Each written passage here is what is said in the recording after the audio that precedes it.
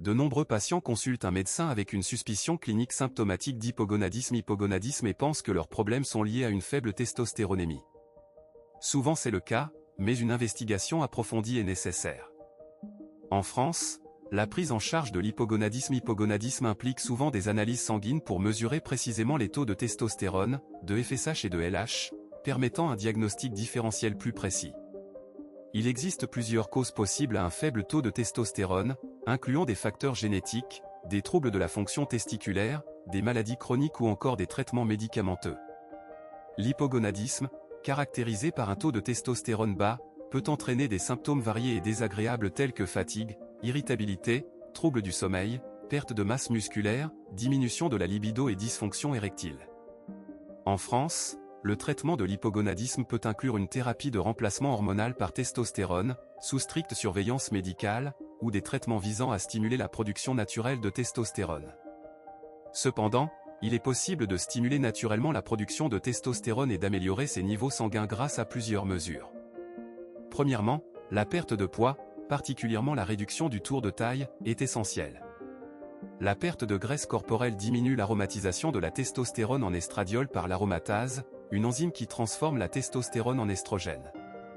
Des études françaises ont confirmé que la perte de 10 à 15% du poids corporel chez les hommes en surpoids peut augmenter les niveaux de testostérone jusqu'à 30%, voire plus.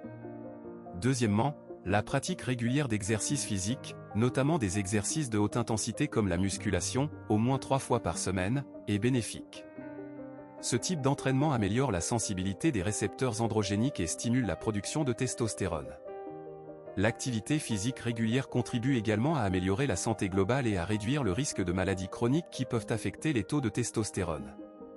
Troisièmement, une alimentation équilibrée et variée est cruciale. Il faut limiter les aliments transformés et privilégier les aliments non transformés, riches en fruits, légumes, protéines maigres et en graisses saines. Certains aliments, comme la grenade, les noix du Brésil, les épinards, l'ail et l'oignon, sont considérés comme bénéfiques pour la production hormonale, même si la recherche sur leur impact précis sur la testostérone est encore en cours. En France, les recommandations nutritionnelles pour une bonne santé incluent une consommation variée et équilibrée, indispensable à la production hormonale optimale.